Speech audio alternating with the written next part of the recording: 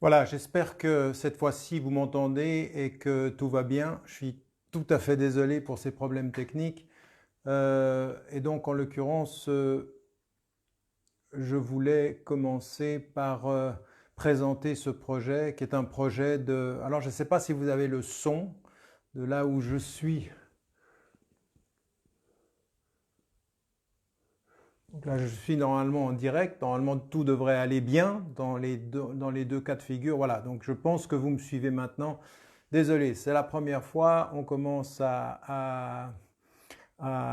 essayer de régler ces problèmes techniques. Donc voilà, ce que je voulais simplement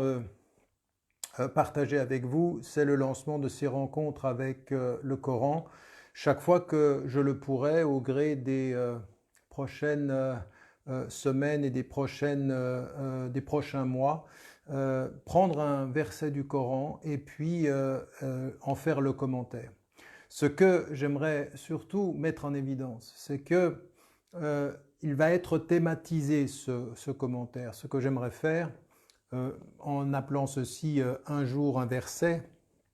c'est essayer chaque fois de prendre un verset et d'essayer d'en comprendre le sens, mais de façon thématique, de façon générale, au sens où ce que je vais essayer de faire, c'est de suivre l'histoire en fait. Dans le Coran, ce que l'on trouve dans le message, au-delà du fait que finalement la compilation que nous avons à la fin n'est pas chronologique, comme vous le savez, eh bien c'est prendre la vision la plus générale, la plus grande,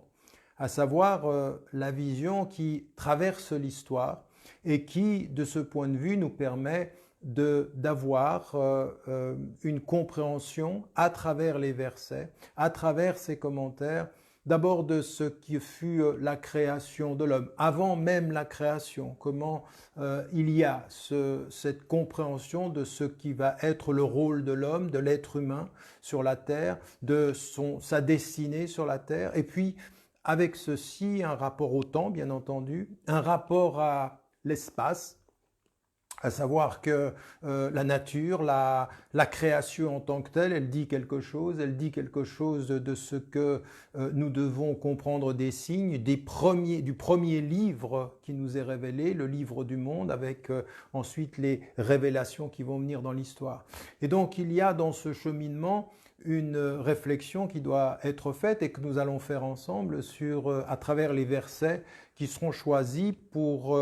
leur mise en évidence du temps, de la compréhension des étapes de la création, mais également du rapport à l'espace. Et puis, il y a bien entendu dans le Coran la réalité de ces histoires des envoyés, des prophètes, que nous partageons avec la tradition juive, que nous partageons avec la tradition chrétienne, mais que nous partageons aussi avec d'autres traditions au sens du message fondamental qui dit la spiritualité, qui dit le rapport à l'unique, au Dieu unique, le Créateur, et qui nous mène en l'occurrence à comprendre comment nous devons nous disposer par rapport à l'histoire, aux prophètes, à l'espace et au temps. Donc, chaque fois qu'il sera possible, ce sera un verset qui sera en l'occurrence étudié et sur lequel on s'arrêtera un peu pour pouvoir réfléchir ensemble, le méditer, le comprendre et essayer de comprendre comment ceci va se dérouler dans notre compréhension de l'ensemble du message. Ayant dit cela, ce qui va être aussi important, c'est pour nous de réfléchir à tout ce que cela dit du rapport à soi, à soi-même, parce que autant il y a dans le Coran une réflexion sur ce qui est autour de nous, le temps long, l'immensité de l'univers, autant il faut aussi y voir dans l'ensemble de ces versets, à travers chacun de ces versets, un travail de soi à soi, de soi à son cœur, de soi à tous les éléments de son être en fait, que ce soit avec nos yeux, que ce soit avec nos oreilles, que ce soit avec notre cœur, que ce soit avec notre corps, et bien aussi dans ce cheminement spirituel, dans le temps long, dans l'espace infini. Il y a la réalité de l'intime, il y a la réalité de ce cheminement sur lequel il faut s'arrêter. Voilà, c'est ce que j'aimerais faire en fait, c'est cheminer à travers les versets du Coran pour parler de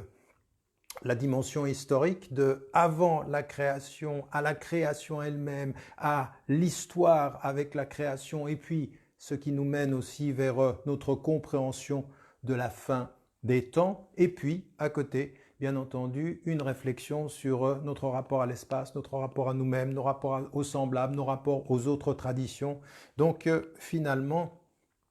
ce qui découlera de ces versets, de ce cheminement-là, c'est la compréhension dans la dernière révélation de ce qu'est la création en tant que telle, l'humanité, une et unique humanité où tous les êtres sont semblables, quelle que soit leur tradition, quelle que soit leur couleur, quel que soit leur statut social, l'égalité fondamentale, mais également le sens qu'il faut trouver à nos destinées et à ce cheminement. Ce qui me paraît aussi important, c'est que ce cheminement et ce retour au Coran, ce retour à la révélation écrite qui nous ramène à la révélation qui se déploie autour de nous et qui nous ramène à notre cœur et qui nous ramène aux révélations intimes que nous avons dans ce cheminement, c'est finalement une disposition de cœur et d'esprit. La disposition de cœur, c'est celle qui s'ouvre au sens, qui s'ouvre à la présence du divin, qui s'ouvre aux signes qui l'entourent. Et puis une présence de l'esprit qui est il ne peut y avoir de véritable ouverture du cœur sur le sens des choses sans un éveil de l'esprit sur le sens de ce qui nous est révélé, puisque c'est un verbe qui nous est révélé, et puis sans également avoir une compréhension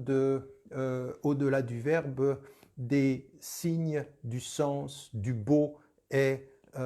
finalement des finalités de la vie, au fait, de ce qui est ce parcours qui nous ramène à Dieu. Donc voilà, c'est cette rencontre avec le Coran, c'est une rencontre avec le sens, c'est un rapprochement avec le divin, une rencontre avec soi-même. Et puis de se dire aussi, puisque la vie est faite de douleur, que la vie est faite de blessures, elle est faite de joie bien sûr, elle est faite d'émerveillement, elle est faite de signes qui sont autant de choses belles que nous vivons. Dans ce cheminement, de se souvenir d'une chose, de se souvenir d'un verset du Coran. J'aimerais commencer cette introduction à cette série que je commencerai le week-end prochain, Inch'Allah, s'il plaît à Dieu. Il y a un verset qui est une clé pour toutes les situations où on peut se sentir enfermé, où on peut se sentir dans une impasse, où on peut sentir que les choses sont difficiles et on revient à Dieu parce qu'à un moment donné, il ne reste plus que lui. Et c'est par ce verset que je clôturerai sans l'expliquer parce que je vais le faire maintenant, mais simplement en le rappelant, chacune de nos rencontres avec le Coran. Et c'est ce verset qui renvoie à la situation du prophète Jonas, Yunus. Vous le savez, son histoire, il se trouve en l'occurrence dans le ventre de la baleine, Dhunnun comme on l'appelle, et puis à ce moment-là, alors qu'il n'y a plus d'autre alternative, d'autre option que de se retourner vers le Créateur, il prend conscience et a cette invocation où il dit « La ilaha illa ant subhanak, inni kuntu minadh zalimin » Il n'y a de Dieu que toi, et je chante tes louanges, subhanak, louange te soit faite, j'ai été parmi ceux qui ont été injustes. Et là, ce verset que l'on répète souvent dans les situations d'enfermement, dans les situations de l'impasse psychologique, l'impasse existentielle, l'impasse dans n'importe quelle situation de la vie, eh bien, quand on revient à ce verset, on en comprend la force et la profondeur. D'abord, l'affirmation concrète, la ilaha illa ant, il n'y a de Dieu que toi, il n'y a que c'est vers toi que je me tourne, le Dieu unique, Subhanak, qu'on chante les louanges, que la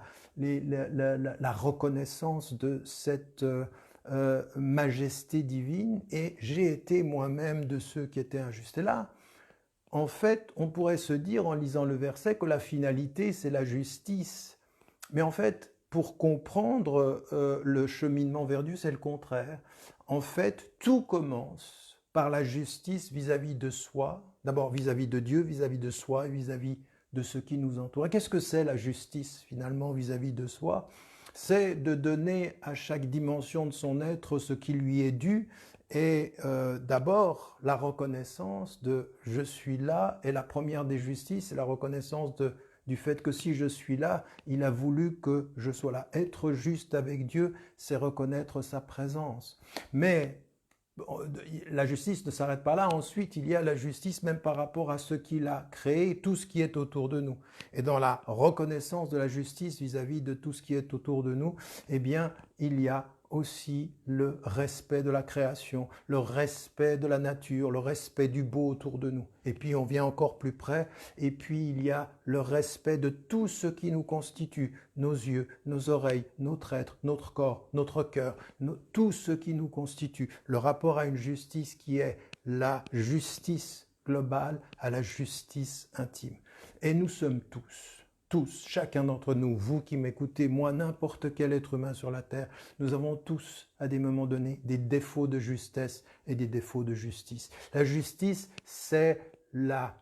l'éveil de la conscience. Il dit, il faut que je sois juste, il faut que j'ai tawazun, c'est-à-dire trouver la balance entre les choses, entre mon esprit et mon corps, entre mon intelligence et mon cœur, entre ma personne, mon entourage, entre l'environnement et la société. La justice et la justesse. Et tout commence par là. Et quand on commence, vous voyez, on reprend le verset à l'envers, j'ai été de ceux qui étaient injustes. Être juste, ça voudra dire ensuite, dans cet appel à la justice, être dans la louange du divin, la reconnaissance de sa présence et de sa grâce, pour arriver à l'étape ultime qui est de mettre au centre de sa vie le tawhid, l'unicité divine. Donc, on comprend dans le cheminement qui nous mène à la compréhension fondamentale du tawhid que ça commence par une conscience, une disposition par rapport à la justice, une disposition par rapport à l'univers et par rapport à soi, une justice universelle comme une justice intime, et puis un cheminement qui nous fait, dans cette quête de justice, vivre la louange du divin, le dhikr au sens fondamental, pour parvenir à cette présence de l'unicité dans notre vie. Et c'est ce cheminement-là. Donc, on devient musulman en commençant par dire le tawhid, et on approfondit son rapport au divin, son rapport à Dieu, son rapport à la justice, à la justesse, au souvenir du divin par un travail sur soi qui nous ramène à une compréhension plus profonde et plus forte de cette unicité. Voilà, ce ne seront pas des cours aussi longs. J'aimerais prendre un verset sur 10-15 minutes maximum chaque fois que je donnerai ce cours pour que nous puissions échanger ensemble, avancer ensemble en nous disant simplement une chose, que la vie est pas forcément facile, la vie elle est difficile, mais les messages qui nous viennent sont des messages qui sont beaux, qui sont des messages de profondeur, qui nous disent que il va falloir souffrir, mais il va falloir dépasser ses souffrances. Il va parfois y avoir de la solitude, mais il y a beaucoup d'amour. Il y a parfois le sentiment de ne pas avoir d'issue, mais il y a l'issue suprême, et c'est celle que l'on retrouve dans cette invocation de Yunus, et qui dit et qui répète « La ilaha illa ant subhanak inni kuntu min al-zalimin ». Voilà, n'oubliez pas, n'oubliez jamais de dire à ceux que vous aimez que vous les aimez. La vie est fragile. Wassalamu alaikum wa rahmatullahi wa barakatuh. Que la paix et la lumière vous accompagnent.